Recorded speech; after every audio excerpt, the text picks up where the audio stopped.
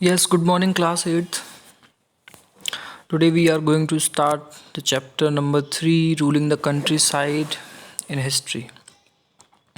So basically, if we talk about the ruling the countryside, so first of all, you have to understand the meaning of countryside, that is village.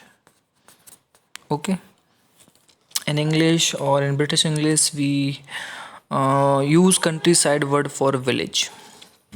Okay, तो basically इस चीज़ के बारे में बात होगी कि जब अंग्रेज़ यहाँ आ चुके हैं, ब्रिटिशर्स यहाँ आ चुके हैं, तो किस तरह से इन्होंने पहले तो टेरिटरी को कैप्चर किया सारी चीज़ों को, और अब वो गांव की तरफ, विलेज एरिया की तरफ भी रूलिंग करने को लेके अपने आप को आगे बढ़ा रहे हैं। हम उन्हीं चीज़ों के बारे में बात करेंगे।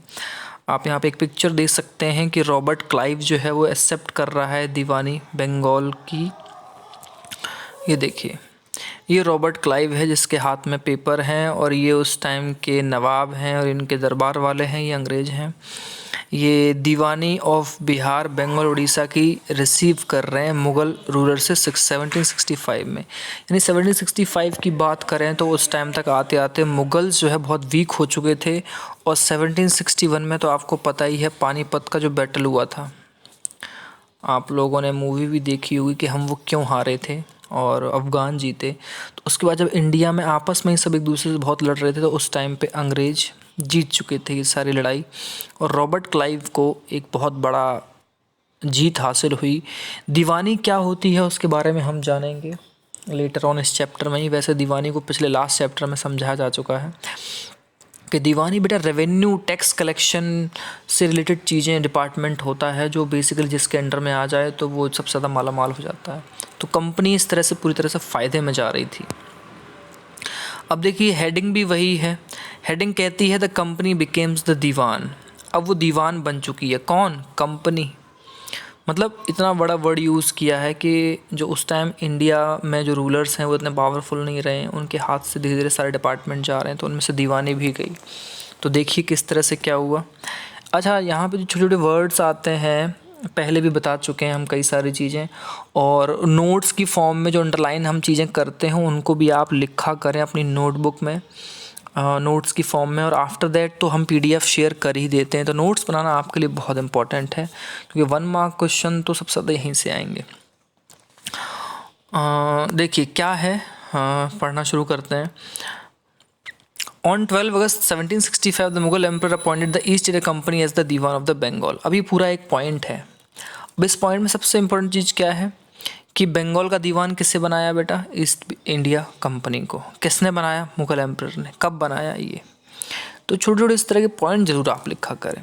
द एक्चुअल इवेंट, मतलब इस पॉइंट को आपको लिखना है। जिस चीज़ को हम टिक कर दें तो आप समझ जाएं कि उस चीज़ के हमें पॉइंट करने। अच्छा, सबसे अच्छी हैबिट आपकी ये है कि आप अपने पास ना पेंसिल रखो। अभी इस टाइम आपके हाथ में पेंसिल हो, जैसे ये क्लास चल रही है, आपके सामने जा रहा है ये वीडियो, तो आप अपनी बुक अपने सामने रखें। मैं पढ़ाता जा रहा हूँ, मैं कोई चीज़ अंडरलाइन करता जा रहा हूँ, तो आप अपनी पेंसिल लें और बुक में वो चीज़ अंडरलाइन करते रहें, ताकि आपको वो सारे पॉइंट्स मिल जाएँ।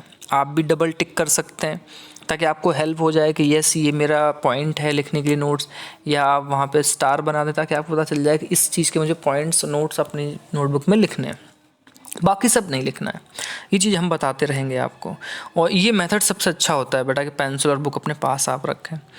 The actual event most probably took place in Robert Clive's tent. अच्छा, सबसे अच्छा या सबसे हकीकत वाला जो मौका कहा जाए वो रॉबर्ट क्लाइव के टेंट में हो रहा था। क्या हो रहा था कि कुछ इंग्लिशमैन थे, इंडियंस सबूत के तौर पे, but in the painting of the event is shown as a majestic occasion. अच्छा, हकीकत बात यह है कि पेंटिंग में उसको बहुत बड़ा दिखाया है। मतलब ये दिखाया गया है कि राजा अपने सिंहासन पे बैठ के वो चीज़ अंग्रेज़ों के हाथ दे रहा है, ताकि अंग्रेज़ों की पावर का अंदाज़ा लगाया जा सके, बट हकीकत में वो चीज़ टेंट में हुई थी। Taking place in the grand setting, the painter was commission by Clive to record the memorable events in Clive's life. अच्छा, जो पेंटर था वो क्लाइव के जरिए लाया था, ताकि क्लाइव ये कहता था कि उस मेमोरेबल पॉइंट मतलब पल को वो रिकॉर्ड कर सके, जो कि उसकी लाइफ का सबसे बड़ा अचीवमेंट था। The grant of Deewani clearly was one such event in British imagination. अंग्रेज जिस चीज़ के बारे में सोच भी नहीं सकते थे इतनी आसानी से उन्हें इतना बड़ा डिपार्टमेंट मिल जाएगा, जो कि सबसे ज़्यादा पैसा देता है जिसके बेस पे पूरा कंट्री या स्टेट चलता है, वो उनके हाथ में आ जाएगा। इसलिए वो उसके लिए सबसे बड़ा मेमोरेबल टाइम था। As diwan the company became the chief financial administrator of the territory under its control. अच्छा, दीवान बनने का मतलब क्या है कि अब कंपनी जो है वो चीफ फाइनेंशियल एडमिनिस्ट्रेटर मतलब असली ताकत प्रशासक हो गई। किस मामले में? फाइनेंशियल, पैसे से रिलेटेड जितने भी काम होते हैं, चाहे टैक्स वाली बात हो, फार्मिंग की बात हो या किसी भी तरह की बात हो, बंगाल, उड़ीसा, बिहार में हर जगह कंपनी पावरफुल हो गई है, उसका कंट्रोल हो गया। Now it had to think of administrating the land and organising its revenue resources. अब वो ना ज़मीन के बारे में सोच रहे थे कि उसको ऑर्गेनाइज कैसे किया जाए और उसके बाद अपने रिसोर्सेज को वो कैसे इससे रेवेन्यू कलेक्ट करें। This has to be done in a way that could yield through revenue to meet the growing expense of the company. अच्छा, उनका साफ साफ मानना था कि अगर यहाँ से रेवेन्यू मतलब टैक्स अच्छे से हम कलेक्ट कर पाए तो हमारा जो खर्चा है कंपनी का, आर्मी रखने का, हर चीज़ का, वो हम कलेक्ट कर पाएंगे तो ही चल पाएगा हमारा शासन। तो इस तरह की चीज़ें हैं और इसमें हम कुछ अच्छी अच्छी चीज़ों के बारे में पढ़ेंगे हम। जैसे कि अब यहाँ पे आप स्टार्ट करेंगे कि रेवेन्यू फॉर द कंपनी, कि अब कंपनी के लिए रेवेन्यू जो है वो किस तरीके से आ रहा है। अब रेवेन्यू की बात करेंगे तो ज़रा इसको एक बार देखते हैं हम। The company had become the diwan but still saw itself primarily as a trader. दीवान तो बन गई थी बट कंपनी के मन में ये लालच अभी भी था कि मतलब उन्हें और भी पॉलिटिकल पावर भी चाहिए, मतलब राजे महाराजाओं से भी उन्हें आदेश लेने की ज़रूरत ना पड़े। उन्हें लगता था वो अभी भी व्यापारी हैं। It wanted a large revenue income but was unwilling to set up any regular system of assessment and collection. उन्हें लगता तो था कि राज रेवेन्यू कलेक्शन हम ले सकें, कलेक्शन कर सकें, बट दिक्कत ये है कि कोई इस तरह का रेगुलर सिस्टम अपडेट नहीं हो पाया था। भाई, जब हम अपने बिजनेस को, अपनी शॉप को, अपने बिल्डिंग को प्रॉपरली कहीं सेटअप करेंगे तभी तो बिजनेस अच्छे से कर पाएंगे। तो यही अंग्रेज सोच रहे थे। The effort was to increase the revenue as much as could and buy fine cotton and silk as cheaply as possible. उनकी कोशिश ये थी कि जितना हो सके रेवेन्यू कलेक्ट करो, अच्छा कॉटन खरीदो, सिल्क भी खरीदो और वो भी बहुत सस्ता, ताकि उनको उसको यूरोप में ले जाके, इंग्लैंड में ले जाके हाई रेट पे बेच सके और उनको मुनाफा कमाया जा सके। तो ये उस तरह की बात हो रही है कि वो अपने फाइनेंशियल स्टेट को कैसे कैप्चर कर रही है। तो आप देखेंगे कि 5 साल के बाद जो वैल्यू की गुड्स थी जो अंग्रेज कंपनी बंगाल से खरीद रही थी वो डबल हो गई सिर्फ 5 साल में। Before 1865 the company had purchase good in India by importing gold and silver from Britain. मतलब हमारा सामान इतना कीमती होता था कि इंग्लैंड अपने यहाँ से गोल्ड और सिल्वर इंपोर्ट करता था, तब जाके वो हमारे यहाँ चीज़ें खरीद पाता था। लेकिन अब revenue collected Bengal could finance the purchase of good for export. अंग्रेज बंगाल से इतना रेवेन्यू कलेक्ट कर लेते थे कि उन्हें जो भी फाइनेंशियल सपोर्ट चाहिए वो अकेला बंगाल से ही कंप्लीट हो जाता था। आप सोचिए उन्होंने कितना सस्ते रेट पे सामान लेना शुरू किया और कितना टैक्स वसूलना शुरू किया कि उनके पास इतना ज़्यादा पैसा आ गया। ये इंडिया की बर्बादी कहानी है उस टाइम की। ओके, तो बाद में छोटी छोटी चीज़ें आने लग गई कि क्लियर हो गया बंगाल में इकोनॉमी जो है वो डीप क्राइसिस में है, मुसीबत आ चुकी है वहाँ पे, क्योंकि अंग्रेजों ने इतना टैक्स ही लगा रखा था, इतना ज़्यादा वो चीज़ों को सस्ते दाम पे खरीद रहे थे। तो जो यहाँ जो बनाने वाले लोग हैं सिल्क या कॉटन, उनको उनका दाम मिल ही नहीं रहा था, वो गरीबी की तरफ मुड़ रहे थे। आर्टिशंस विलेज छोड़ के जा रहे थे, या तो उनसे कहा जाता अपना कि गुड्स बेच दो कंपनी को लो प्राइस पे, और पीजेंट से कहा जाता था कि अपने कर चुकाइए आप और अपना टैक्स पे कीजिए, बट बेचारे वो भी अनेबल थे। क्यों?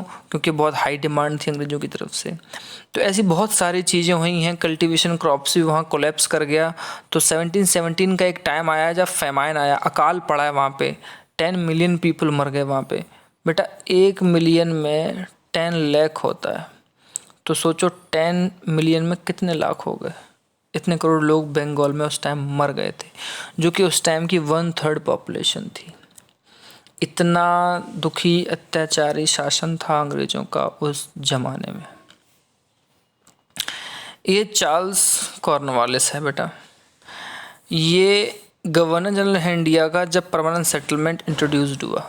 अब परमानेंट सेटलमेंट है क्या, वो अभी हम धीरे धीरे आगे बढ़ेंगे तो आपको बताएंगे कि परमानेंट सेटलमेंट एक्चुअल में था क्या, कि वो अंग्रेज क्या ऐसा नियम लाए थे।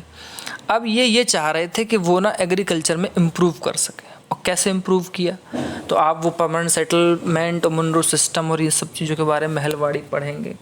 और ये बड़ी सिंपल चीज़ें हैं, आप एक सिस्टम पढ़ेंगे तो आपको बाकी सारे समझ में आ जाएंगे। If the economy was in ruin, could the company be certain of its revenue income?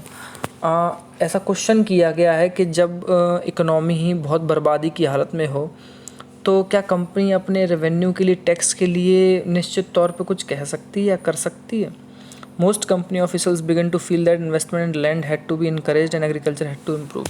तो ज़्यादातर अंग्रेज ये सोच रहे थे कि एग्रीकल्चर को इम्प्रूव किया जाए, मतलब इस चीज़ को इम्प्रूव किया जाए और मतलब ये कोशिश की जाए कि ज़मीन को हम बहुत ज़्यादा अच्छे तरह से सेटलमेंट करें, बड़े बड़े उसके पार्ट्स को बनाएं, वहाँ से टैक्स वसूलें और ऊपर लेवल पे हम हाई टैक्स वसूल के ले आएंगे तो हमारी नीड पूरी हो जाएगी, ऐसा उन्हें लगता था। लेकिन हुआ क्या? How was this to be done? After 2 decades of debate on the question, the company finally introduced the permanent settlement in 1793. देखिए, जो आपके लिए सबसे इम्पोर्टेंट चीज़ें होती हैं बेटा चैप्टर में से, वो ये हैं। अब आप यहाँ से ज़रूर लिखें क्या कि the company finally introduce the permanent settlement in 1793। अब ये क्वेश्चन आपके इम्पोर्टेंट हैं 1 मार्क्स या नोट्स बनाने के उसमें, कि परमानेंट सेटलमेंट 1793 में इंट्रोड्यूस्ड हुआ। अच्छा, था क्या भाई? परमानेंट सेटलमेंट पूरा एक लॉन्ग क्वेश्चन की तरह भी है बेटा। तो क्या था, आगे पॉइंट्स हैं उसमें। By the terms of the settlement, अगर इस सेटलमेंट के अकॉर्डिंग जो राजा थे और ताल्लुकदार, उनको जमींदार बना दिया गया। राजाओं की हैसियत अब जमींदार की तरह हो गई। पहले राजा राजा की तरह रहते थे, बट अब वो टैक्स वसूलेंगे नीचे लेवल से, तो वो जमींदार हो गए अंग्रेज़ों के टाइम पे बंगाल में। They were asked to collect rent from the peasant. उनसे कहा गया कि जो ज़मीनों पे किसान खेती कर रहा है ना, उनसे किराया वसूलो और पे रेवेन्यू करो कंपनी को, यानी कंपनी के लिए आप काम करो। The amount to be paid was fixed permanent, that is was not to be increased ever in future। अच्छा, परमानेंट सेटलमेंट की बात ये है कि परमानेंट वर्ड से मतलब है कि वहाँ पे परमानेंटली जो पे होता था अमाउंट फिक्स था। किस चीज़ के लिए? कि जो किराया भाड़ा है, आप बरसात आ गई, बाढ़ आ गई, सूखा पड़ गया, आपकी खेती बर्बाद हो गई, कोई मतलब नहीं है, लेकिन जो आपको रेंट पे करना है वो तो करना ही है, और ये कभी बढ़ेगा नहीं फ्यूचर में। अब आप कहोगे सर इसमें अच्छा तो है, बेटा अच्छा कुछ ही नहीं है, वो ऑलरेडी इतना बढ़ा हुआ है कि फ्यूचर में बढ़ाने की बात छोड़ो, कि जो किसान चुकाते चुकाते मर गया, जो आपने ऊपर कहानियाँ पढ़ी कि 1 करोड़ लोग बंगाल में मर गए, वो इस तरह के हालात पैदा कर दिए थे कंपनी ने इंडिया में। It was felt that this would ensure a regular flow of revenue to the company's coffers. इससे ये चीज़ निर्धारित की अंग्रेज़ों ने कि कंपनी के पास ना रेगुलर टाइम पे पैसा आता रहेगा, और हमने इतना हाई पे कर ही दिया है टैक्स के लिए। और उसी टाइम पे उन्होंने कहा कि वो ज़मींदारों के साथ काम करके इस चीज़ को बहुत इम्प्रूव कर लेंगे, लैंड को इन्वेस्ट करके पैसा, बट ऐसा हुआ कुछ नहीं। ठीक है, अब आएंगे प्रॉब्लम के बारे में कि इस चीज़ के बारे में प्रॉब्लम क्या थी। The permanent settlement however created problems. इससे ना प्रॉब्लम ही बढ़ी। और क्या प्रॉब्लम्स आई? कंपनी को धीरे धीरे लगने लग गया कि जो जमींदार हैं वो इन्वेस्ट नहीं कर रहे हैं इम्प्रूवमेंट लैंड करने के लिए। कौन? जो राजा वगैरह ताल्लुकदार बनाए थे ना, एक एरिया में फिक्स एक जमींदार है जो उस पूरी एरिया के लोगों से टैक्स वसूलेगा, तो वो ही उसमें पैसा नहीं लगा रहा, जबकि वो नीचे वालों से वसूल के ऊपर पहुंचा रहा है और अपना हिस्सा भी खा रहा है। जो सबसे नीचे के तबके के किसान या मजदूर हैं, उनकी हालत बहुत डाउन है। रेवेन्यू जो था फिक्स था, वो बहुत हाई था, ज़मींदार भी बहुत ज़्यादा मुश्किल से उसको चुका पाते थे, तो जो कोई भी फेल होता था रेवेन्यू लॉस्ट करने में, तो भैया उसकी ज़मींदारी भी चली जाती थी, यानी उसको उसके पद से हटा दिया जाता था। तो राजा भी अपने पद को हटने देना नहीं चाहता था, उन्हें भी लगता था भाई हमारी रईसी कम हो जाएगी। तो इस चक्कर में बहुत सारे ज़मींदार थे, वो अपनी अपनी ज़मीन को बेच के चले गए और वो कंपनी को बेच दी। कंपनी के अंडर ही जो वो ज़मीन आ गई। अंग्रेज सच में इतने चालाक थे कि वो पहले से इतना रेट हाई कर दिया था कि कोई भी इस चीज़ को पे ना कर पाए और धीरे धीरे इतना कर्जा हो जाए कि वो ज़मीन ही अंग्रेज़ों को बेच दो, ज़मीन पे भी अंग्रेज़ों का कब्जा हो जाए। ऐसी थी उनकी पॉलिसी।